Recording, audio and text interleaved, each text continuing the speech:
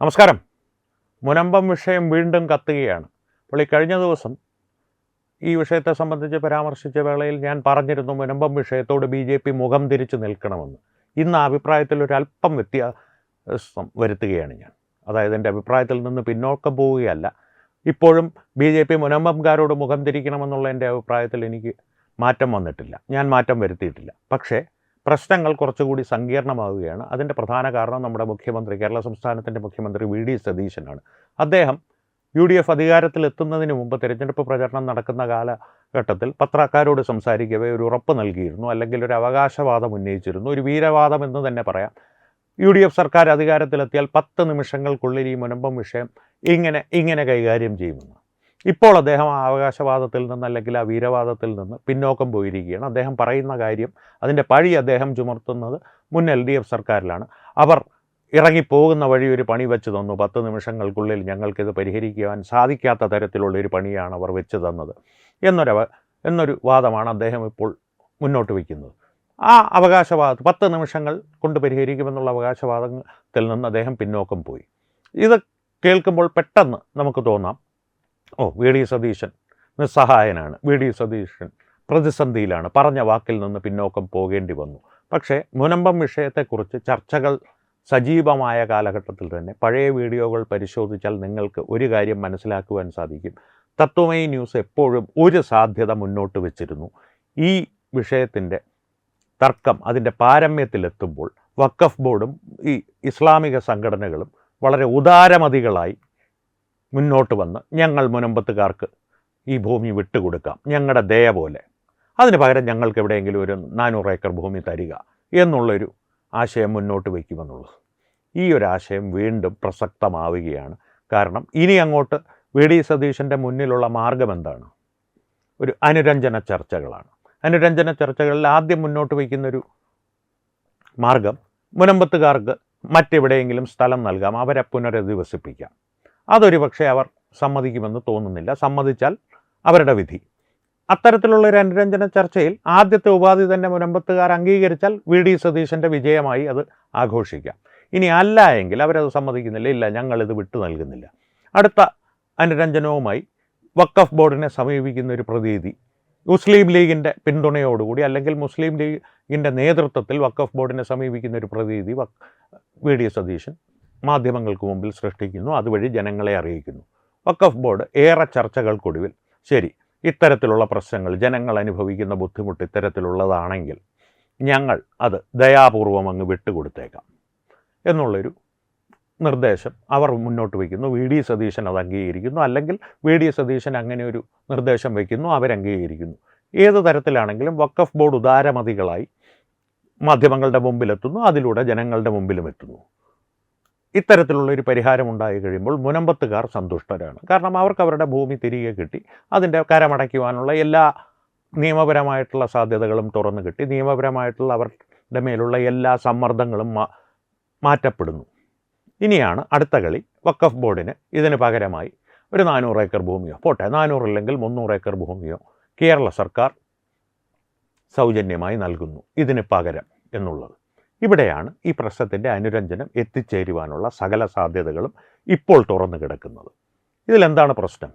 പ്രശ്നം മറ്റൊന്നുമില്ല. വഖഫ് ബോർഡിന് നിയമപരമായി യാതൊരു അവകാശവുമില്ലാത്തൊരു ഭൂമിയാണ് മുനമ്പത്തെ ഭൂമി. ആ അവകാശമില്ലാത്തൊരു ഭൂമിയുടെ മേൽ അനധികൃതമായി അവകാശം ഉന്നയിക്കുകയും അതിന് സാധ്യമായിട്ടുള്ള എല്ലാ നിയമത്തിൻ്റെ പഴുതുകളും ഉപയോഗിക്കുകയും ചെയ്ത് ഒടുവിൽ ഉദാരമതികളായി അത് വിട്ടുകൊടുത്ത് മറ്റേതെങ്കിലും ഭൂമി പകരം വാങ്ങുക എന്ന് പറയുന്നത് അടിസ്ഥാനപരമായിട്ടൊരു തട്ടിപ്പാണ്, സ്കാമാണ്, സ്കാൻഡലാണ്. ആ സ്കാൻഡലിനായിരിക്കും ഇത്തരത്തിലൊരു അനുരഞ്ജന ചർച്ചയുമായി സതീശൻ മുന്നോട്ടിറങ്ങുകയാണെങ്കിൽ VD സതീശൻ എന്ന കേരളത്തിൻ്റെ മുഖ്യമന്ത്രി കൂട്ടുനിൽക്കുന്നത്. ഇതിനകത്തുള്ളൊരു പ്രശ്നം എന്താണെന്നറിയാമോ? മുനമ്പത്തുകാരാണ് ഇതിൽ പ്രതിഷേധിക്കേണ്ട ആദ്യത്തെ ആളുകൾ. ഇത്രയും കാലമായി പോരാടുന്ന ഒരു വിഷയത്തിൽ ഒരു പരിഹാരമുണ്ടായി അവരുടെ ഭൂമി അവരുടെ സ്വന്തമായി തിരികെ ലഭിക്കുമ്പോൾ വഖഫ് ബോർഡിന് 400-500 ഏക്കർ ഭൂമി എവിടെ ലഭിച്ചാലും അവർക്കതിൽ വലിയ പ്രശ്നമൊന്നും ഉണ്ടാവില്ല. അത് മനുഷ്യ സ്വഭാവമാണ്. അതുകൊണ്ട് തന്നെ ഇതിനെതിരെ മുനമ്പത്ത് നിന്ന് പ്രതിഷേധമൊന്നും ഉയരില്ല. കാരണം അങ്ങനെ ചെയ്തു കൊടുത്തത് നല്ലതാണ് എന്നുള്ള രീതിയിലുള്ളൊരു പ്രചാരണം കോൺഗ്രസിൻ്റെ പ്രതിനിധികൾ മുനമ്പത്തുകാരുടെ ഇടയിൽ നിന്ന് തന്നെ മാധ്യമങ്ങളോട് പറയുകയും ചെയ്യും. ഇതിൽ പ്രതിഷേധിക്കേണ്ടത് കേരളത്തിലെ പൊതുജനങ്ങളും ബി ജെ പിയുമാണ്. അതാണ് ഞാൻ പറഞ്ഞത്. ബി ജെ പി പ്രശ്നത്തോട് മുഖം തിരിക്കണമെന്നുള്ള എൻ്റെ അഭിപ്രായത്തിൽ ഞാനൊരു അല്പം വ്യത്യാസം വരുത്തുകയാണെന്നുള്ളത്. ഇത്തരത്തിലുള്ള ഏതെങ്കിലും ഒരു അനുരഞ്ജന നടപടി എടുക്കുകയാണെങ്കിൽ വി.ഡി. സതീശൻ മുന്നോട്ട് വരികയാണെങ്കിൽ ബി ജെ പി അതിനെ ശക്തമായി എതിർക്കണം. ഇതിന് ഉണ്ടാകാൻ പോകുന്ന ഒരു പ്രശ്നം ഞാൻ ഇപ്പോഴേ പറയാം. ഇത്തരത്തിലുള്ള ഒരു അനുരഞ്ജന ചർച്ചയ്ക്ക് ബി ജെ പി പ്രതിഷേധിക്കും, അല്ലെങ്കിൽ ബി ജെ പി എതിർപ്പറിയിക്കും എന്നുള്ളൊരു ധാരണ ഇപ്പോഴേ വി.ഡി. സതീശനും മുസ്ലിം ലീഗിനുമുണ്ട്.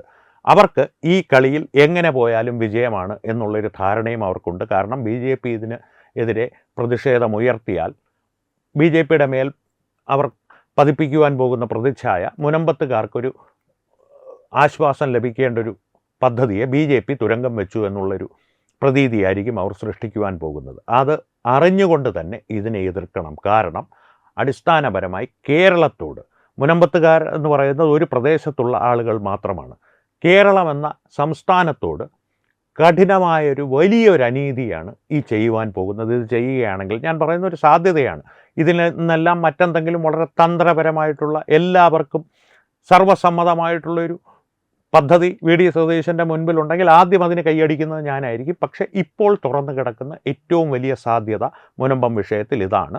ഇത് തന്നെയായിരിക്കും ഒരുപക്ഷെ അവർ മുന്നോട്ട് പോകുവാൻ സാധ്യതയുള്ള പദ്ധതി. ഇതുമായിട്ടായിരിക്കും മുന്നോട്ട് പോകുവാൻ സാധ്യതയുള്ള പദ്ധതി. അങ്ങനെ വരികയാണെങ്കിൽ തൽക്കാലം ഒരു പ്രതിച്ഛായ എന്നുള്ള കാര്യം, അവരുടെ ആരോപണങ്ങളെല്ലാം വിട്ടേക്കൂ. ബി ജെ പി ഇതിനെ പല്ലും നഖവും ഉപയോഗിച്ച് എതിർക്കണം. കാരണം വഖഫ് ബോർഡിന് മുനമ്പം വിഷയത്തിൽ ഒരു തരി മണ്ണിന് പോലും അർഹതയില്ല എന്നുള്ള കാര്യത്തിൽ ഒരു സംശയവും വേണ്ട. ബി ജെ പിക്ക് ഉൾപ്പെടെയുള്ളവർക്ക് അതറിയാം.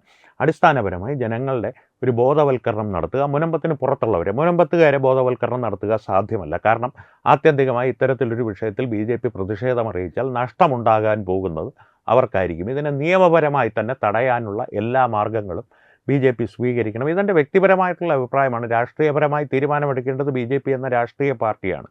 പക്ഷേ ഇത്തരത്തിലുള്ളൊരു സമവായം നടത്തുവാൻ അനുവദിക്കരുത്. ആത്യന്തികമായി അത് ചെയ്യുക വഖഫ് ബോർഡിനും മുസ്ലിം ലീഗിനും ഇസ്ലാമിക സമൂഹത്തിനും കേരളത്തിൽ എന്തോ പ്രത്യേക അധികാരങ്ങളുണ്ട്. അവർ ഈ ഔദാര്യം കാണിച്ച് അവരുടെ അവകാശങ്ങൾ, ആ പ്രത്യേക അവകാശങ്ങൾ നേടിയെടുക്കും. അത് സ്വാഭാവികമായൊരു പ്രക്രിയ മാത്രമാണ് എന്നുള്ളൊരു ധാരണ പൊതുസമൂഹത്തിനിടയിൽ പരത്തും. അങ്ങനെയൊരു ധാരണ പൊതുസമൂഹത്തിനിടയിൽ പരക്കുന്നത് ജനാധിപത്യപരമായിട്ടുള്ള ഒരു രാജ്യത്ത് ആശാസ്യകരമായൊരു കാര്യമല്ല. കാരണം ഇവിടെ ഇപ്പോഴും ഇന്നത്തെ നിമിഷവും ഞാൻ ഈ വീഡിയോ റെക്കോർഡ് ചെയ്യുന്ന മാത്രയിൽ പോലും ജനാധിപത്യമാണ് നിലനിൽക്കുന്നത്, ശരിയാ നിയമമല്ല. അടിസ്ഥാനപരമായി ന്യൂനപക്ഷം പ്രസ്ഥാനങ്ങളുടെ എല്ലാം ഒരു സ്വാഭാവികമായിട്ടുള്ള പ്രവർത്തന രീതി ഇത് തന്നെയാണ്.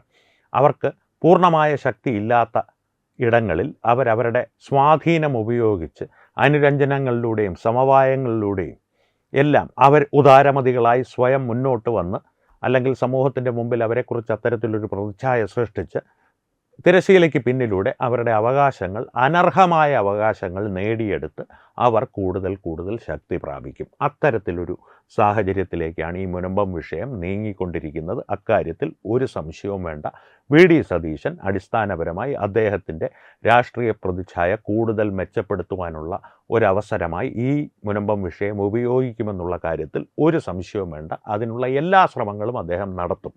ആ ശ്രമത്തിൻ്റെ അത്തരത്തിൽ അദ്ദേഹത്തിൻ്റെ പ്രതിച്ഛായ മിനുക്കുവാൻ അദ്ദേഹത്തിൻ്റെ മുമ്പിലുള്ള ഏറ്റവും നല്ല മാർഗം ഞാൻ ഈ പറഞ്ഞ ഒരു രീതിയാണ്, രാഷ്ട്രീയ ചുവടുവെപ്പാണ്.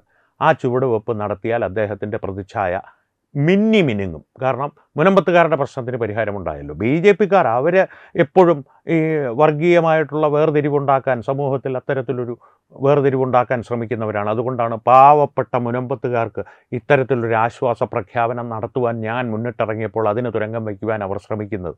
ഇത്തരത്തിലുള്ള പ്രചരണങ്ങളെല്ലാം ഉണ്ടാകും. പക്ഷേ ആത്യന്തികമായി ഒരു സമീപകാലത്തേക്കുള്ള നഷ്ടം സഹിച്ചാലും ദൂരവ്യാപകമായി കേരളത്തെ വലിയൊരു അപകടത്തിൽ നിന്ന് രക്ഷിക്കുവാൻ ബി ജെ പിക്ക് മാത്രമേ ഇപ്പോഴും സാധിക്കുകയുള്ളൂ.